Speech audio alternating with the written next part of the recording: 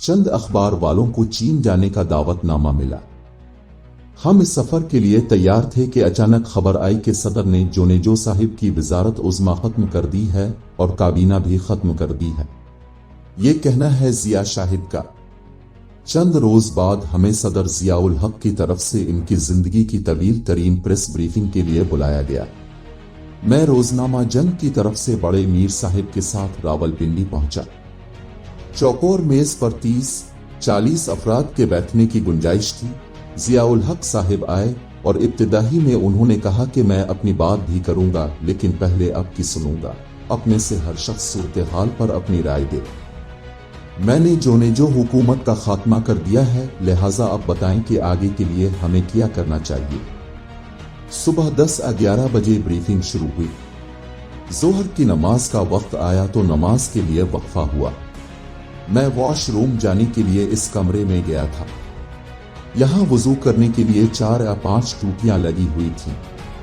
लोग उठ खड़े हुए और वुजू के कमरे की तरफ जाने लगे। चंद मिनट बाद जियाउल हक दोबारा मेज की तरफ आए। पूरी मेज खाली पड़ी थी, सिर्फ 2 लोग मौजूद थे।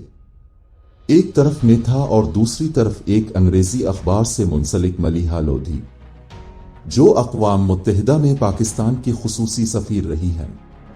पहले जियाउल हक खुद चलकर मलिहा लोधी के पास गए और बड़े एहतराम से उनसे कहा कि मोहतरमा, अगर आपको नमाज अदा करनी हो तो नीचे गाड़ी हाजिर है, वो आपको करीब ही मेरी रहाइशगाह पर ले जाएगी। मैंने बेगम को पैगाम भेज दिया है, वो आपका खैर मुकद्दम करेंगी।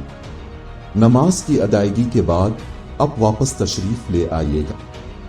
जियाउल हक साहिब की तवील बात सुनकर मलिहा लोधी ने इंतहाई मुख्तसर अल्फाज में कहा, जनरल, यूं नो में नमाज नहीं पढ़ती।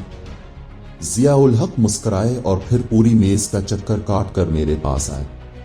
उन्होंने कहा, जिया साहिब, आपको क्या हुआ? क्या तबीयत नासाज है? मैंने कहा, नहीं जनाब, मेरा नमाज पढ़ने का कोई इरादा नहीं, क्योंकि मैंने सुबह की नमाज भी नहीं पढ़ी थी। हालांकि मैं रोजाना सुबह की नमाज जरूर पढ़ता हूँ। वो कहने लगे, आए फिर तशरीफ लाएं। मैंने माजरत की और कहा कि नमाज अल्लाह के लिए पढ़नी चाहिए। मुल्क के हुक्मरान की खुशनुदी के लिए बगैर वजू नमाज में इमाम के पीछे खड़े होना अच्छी बात नहीं। जियाउल हक साहिब फिर हंसे और बोले, आपको कैसे पता कि लोग बगैर वजू के नमाज पढ़ेंगे? मैंने कहा, 40-50 लोग मौजूद हैं और अंदर टूटियां शायद 4 हैं। ये 50 लोग वजू नहीं कर सकते और सुबह से हम यहाँ बैठे हैं, लिहाजा ये दावा भी गलत होगा कि सब वजू में हैं। जियाउल हक बोले, आप कभी नहीं बदल सकते, जैसे आपकी मर्जी। ये कहकर वो कमरा नमाज में चले गए। इस रोज जोहर की नमाज के बाद खाना हुआ और फिर गुफ्तगू शुरू हो गई। असर की नमाज से पहले बमुश्किल हम फारिग हुए। हर शख्स ने तवील गुफ्तगू की। इख्तिताम पर जियाउल हक साहिब ने इशारा बताया कि वो मगरबी जमहूरियत की जगह इस्लाम के निज़ाम मशावरत पर मबनी सिस्टम ला रहे हैं और इस पर काम शुरू कर दिया गया है। आप लोग भी अपनी तजावीज़ भेजें। जब हम उठने लगे तो जियाउल हक साहिब अपने मखसूस अंदाज में मीर खलील अर रहमान साहिब के साथ बाहर आए और सामने खड़ी कार तक उन्हें पहुंचाने पर इसरार किया। मैं भी मीर साहिब के हमरा था। मीर साहिब बार बार कहते रहे कि सदर साहिब आपके इतने मेहमान हैं, आप उन्हें अटेंड करें, लेकिन जियाउल हक साहिब अपनी बात पर मिस रहे। जब मीर खलील अर रहमान कार की अगली सीट पर बाईं जानिब बैठ गए तो भी जियाउल हक साहिब रुखसत होने से पहले कार के दरवाजे का हैंडल पकड़कर उनसे बातें करने लगे। मैं पिछली सीट पर बैठ गया था, लिहाजा इखलाकना बाहर निकलना चाहा तो जियाउल हक ने दूसरा हाथ मेरे दरवाजे के हैंडल पर रख दिया और इशारा किया कि बैठे रहे।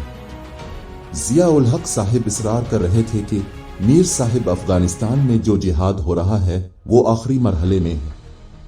इस जिहाद से फारिग रहकर सारी तवज्जो कश्मीर पर मरकूज होगी और इंशाअल्लाह हम मकबूजा कश्मीर को आज़ाद करवा लेंगे।